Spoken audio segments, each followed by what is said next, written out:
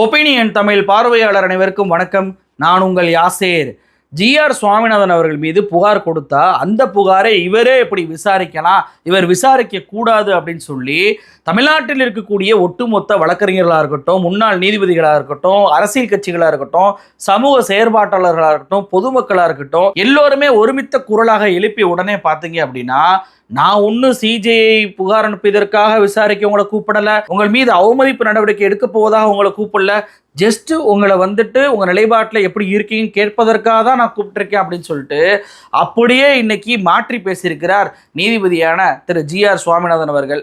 GR Swaminathan அவர்களுக்கு எழுந்த இந்த எதிர்ப்பை பார்த்து அதற்கு காரணம் வாஞ்சிநாதன் அவர்கள் தான் அப்படின்ற பேரில் மிக மிக கண்ணிய குறைவான மோசமான வார்த்தைகளை அவரை நோக்கி இன்னைக்கு கோர்ட்டில் அந்த மீட்டிங்கில் பேசுவதை பார்க்க முடியுது. ஏற்கனவே வாஞ்சிநாதன் அவர்களை பார்த்து கோழை என்றவர் இன்னைக்கு மறுபடியும் உனக்கு கண்ணு தெரியலையா, அரவிந்த் ஆஸ்பத்திரி கூட்டிட்டு போவோமா, நீ எல்லாம் ஒரு போராளியா அப்படின்ற ரீதியில் மிக மோசமான வார்த்தைகளை பேசிய அந்த வீடியோ காட்சிகள் இன்னைக்கு நம்ம கையில் கிடைச்சிருக்கு. அந்த வீடியோ காட்சிகளை வைத்து இந்த வீடியோவில் நம்ம பேச போகிறோம். இந்த வீடியோவை முழுமையாக பாருங்கள். மறக்காமல் அவருடைய ஒப்பீனியன் தமிழ் சேனலை சப்ஸ்கிரைப் பண்ணிக்கோங்க.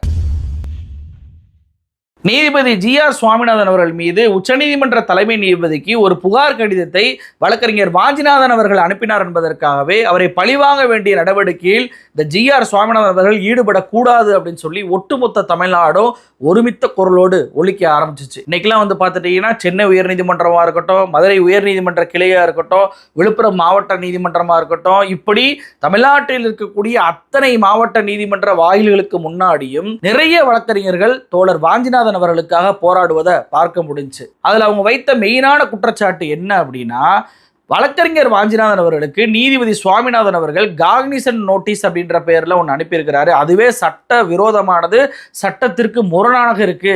பிரிவு 21 படி அந்த நோட்டீஸ் செல்லவே செல்லாது, முரணானது அப்படின்றப்ப எந்த அடிப்படையில் இந்த நீதிபதி சுவாமிநாதன் அவர்கள் வழக்கறிஞர் வாஞ்சிநாதன் அவர்களுக்கு இந்த நோட்டீஸ் அனுப்பினார் அப்படின்ற கேள்வியை அவங்க எழுப்புறாங்க.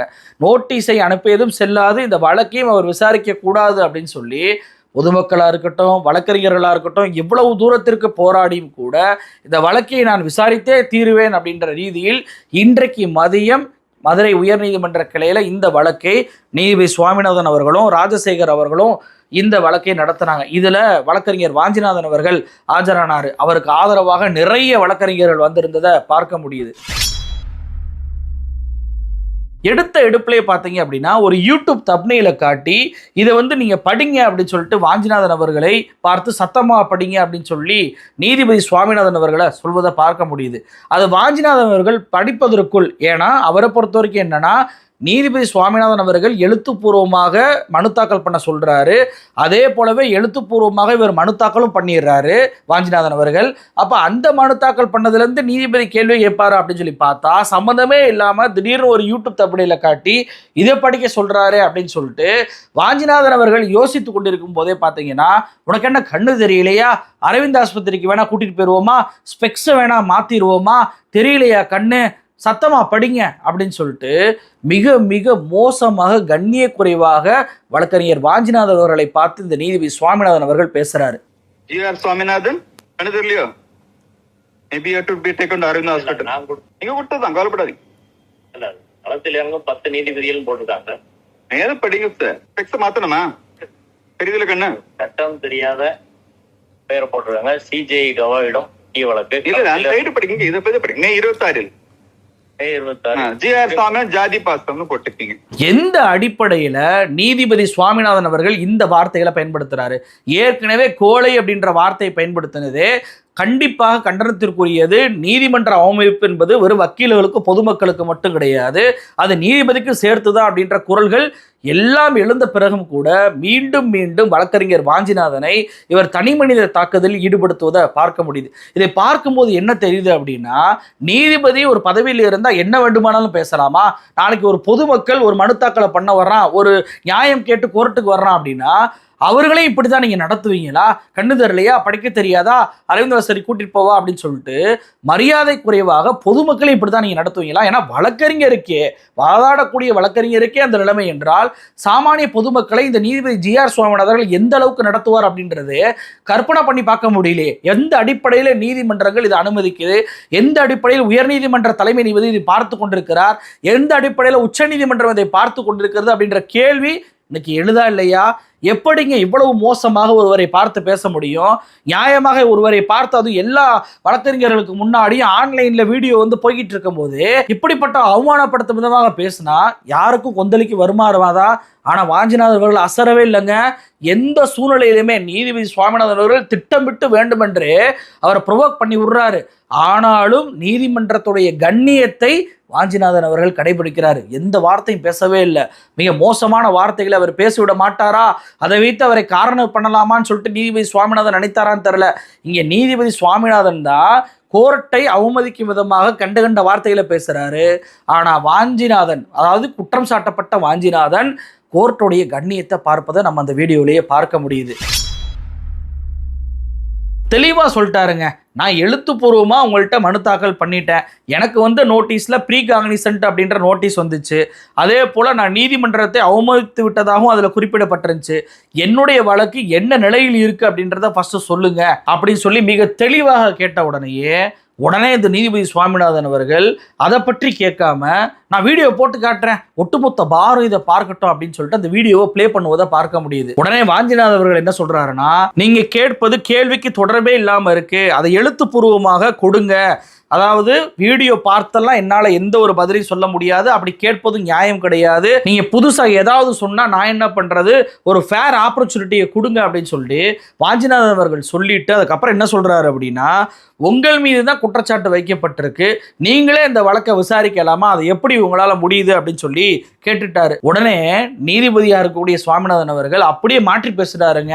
நேற்று வரைக்கும் நீங்க வந்து விளக்கம் கொடுக்கணும், உங்க நிலைப்பாட்டில் எப்படி இருக்கிறீங்க, நீங்க வந்து நீதிமன்றத்தை அவமதிச்சிட்டீங்க அப்படின்லாம் வந்துட்டு நோட்டீஸ் அனுப்பிய அதே நீதிபதி சுவாமிநாதன் இப்போ என்ன சொல்லிட்டாரு அப்படின்னா, நான் வந்து உங்களெல்லாம் விசாரிக்கவே இல்லை, நீங்கள் இப்படித்தான் ஏதாவது ஒரு அசம்ஷன் பண்ணிக்கிறீங்க, 2 வகை அசம்ஷன் பண்ணிட்டீங்க.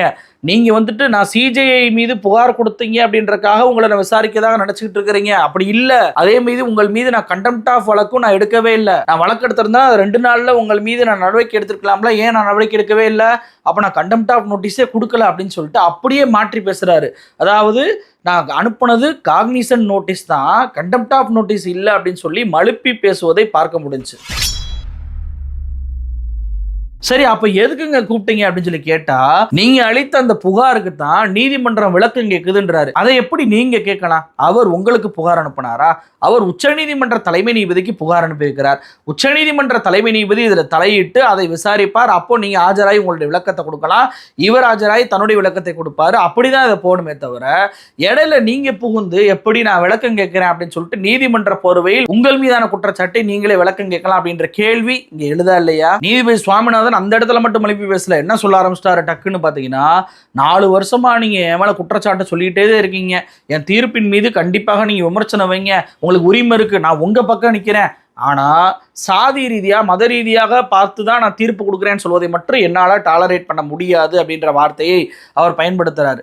உடனே வந்து பாத்தீங்கன்னா வாஞ்சிநாதன் என்ன சொல்றாரு, யூடியூப் தப்னேல யூடியூப் தலைப்புக்கெல்லாம் நான் பதில் சொல்ல முடியாதுன்றார். இல்லை கண்டனுக்கு தான் நான் கேட்குறேன். நீங்கள் என்ன சொல்லியிருக்கிறீங்க, PS ராமன் அவர் வந்து ஒரு பிராமணர், அதனால தான் நான் வந்துட்டு அவர் நல்லா நடத்துகிறேன், ஆனால் வில்சன் பிராமணர் இல்லை, அதனால அவரை நான் சரியாக நடத்தலை அப்படின்ற ஒரு குற்றச்சாட்டை அந்த வீடியோவில் நீங்கள் பேசியிருக்கிறீங்க அப்படின்னு சொன்ன உடனேயே அதை ரிட்டனாக எழுதி கொடுங்க அப்படின்னு சொல்லி வாஞ்சிநாதன் அவர்கள் கேட்க, எதுக்கு ரிட்டன், ஒய் ரிட்டன் அப்படின்னு சொல்லி இவர் கேட்குறாரு. உடனே அப்படிதாங்க கேட்க முடியும், ஒரு சார்ஜ் நீங்கள் கேட்குறீங்க அப்படின்னு சொல்லி வாஞ்சிநாதன் அவர்கள் சொன்ன உடனே இதெல்லாம் சார்ஜ் இல்லை, சார்ஜ் பின்னாடி வரும் அப்படின்னு சொல்லி ஒரு மிரட்டல் துணியில் பேசுவதை பார்க்க முடியுது. உடனே இவர் என்ன சொல்றாரு, எங்களுக்கும் ரூல்ஸ் தெரியும், நாங்கள் ஒன்றும் முட்டாள் கிடையாது, உங்கள் கூட நிற்கிற உங்களுடைய மக்களுக்கும் உங்களுடைய முன்னாள் நீதிபதிகள் ரிட்டையர்டான நீதிபதிகளுக்கும் எல்லாருக்கும் போய் சொல்லுங்க, நாங்கள் ஒன்றும் முட்டாள் இல்லை அப்படின்னு சொல்லி சொல்றாரு. உடனே வாஞ்சிநாதன் அவர்கள் கேட்குறாங்க, ஆனால் என்கிட்ட எப்படி என் கூட ஆதரவாக நிற்கிறாங்க, நீங்கள் எப்படி சொல்ல போச்சு அப்படின்னு சொல்லி கேட்ட உடனேயே அதுதான் பார்க்குறமே, ஒட்டுமொத்த எக்கோ சிஸ்டமே உங்களுக்கு ஆதரவாக இருப்பதை பார்க்க முடியுது, அதெல்லாம் பார்க்காதவனா நான் அப்படின்னு சொல்லிட்டு இவர் பேசுவதை பார்க்க முடியுது.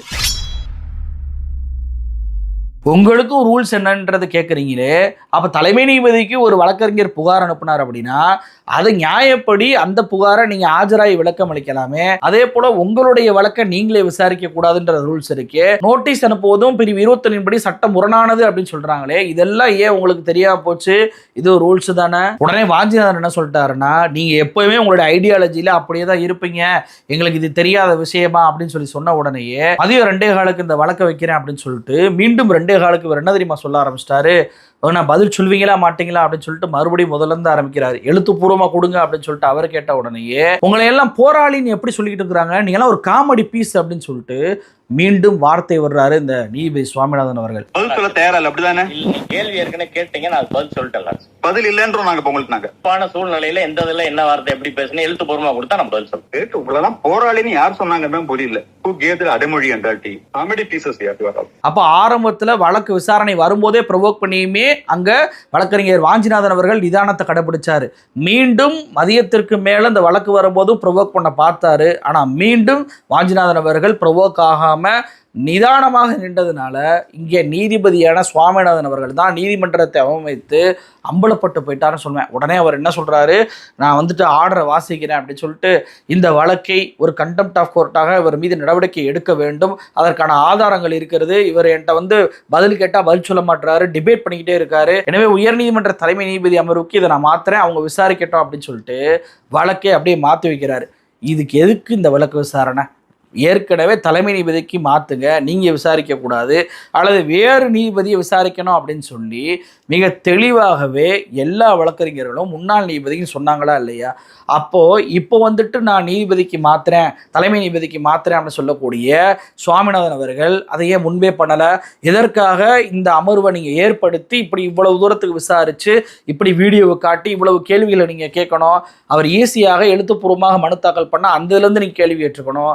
ஆனால் அதை கேட்காம புதுசாக வீடியோவை காட்டி தப்னீலை காட்டி அதெல்லாம் வாசி சொல்வதன் மூலமாக உங்களுடைய நோக்கம் இங்கே அம்பலப்பட்டு போச்சு. என்ன நோக்கம்?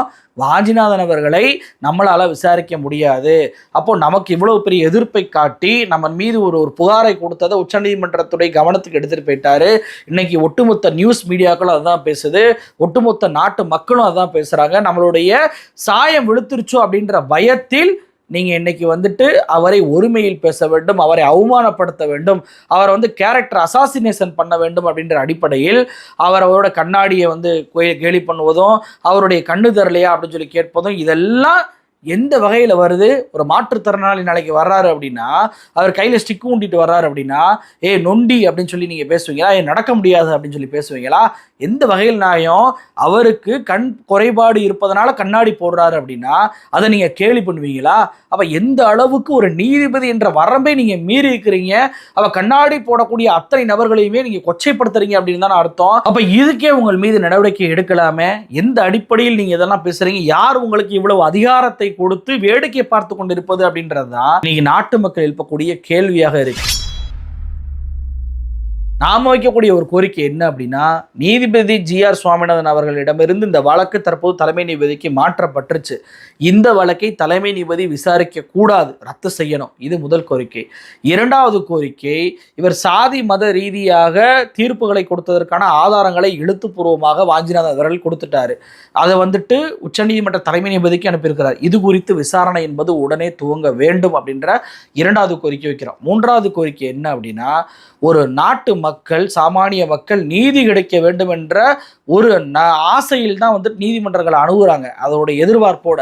ஆனால் அதை சீர்குலைக்கும் விதமாக குற்றம் சாட்டப்பட்டவரோ அது குற்றம் சாட்டுபவரோ யாராக இருந்தாலும் கண்ணியமாக நடத்த வேண்டிய கடமை நீதிமன்றத்திற்கு இருக்கு. ஆனால் இது அவர் மீறி இருக்கிறார் நீதிபதியான சுவாமிநாதன் அவர்கள். ஒருத்தருக்கு கண் குறைபாடு இருக்குது, அதனால கண்ணாடி போட்டிருக்கிறார் அப்படின்னா அதை கேலி செய்கிறார். அதெல்லாம் எந்த வகையில் நியாயம் அப்படின்ற கேள்வியெல்லாம் இன்னைக்கு எழுது. நீலாம் போராளியா, காமெடி பீஸ் அப்படின்றதுனா ஒரு வழக்கறிஞரை பார்த்து சொல்வதற்கான அதிகாரம் யாருக்கு இவர் கொடுத்தது அப்படின்ற கேள்வி வருது. இதனாலே இவர் மன்னிப்பு கேட்க வேண்டும் என்ற அந்த மூன்றாவது கோரிக்கையுமே நாங்கள் வைக்கிறோம். நன்றி.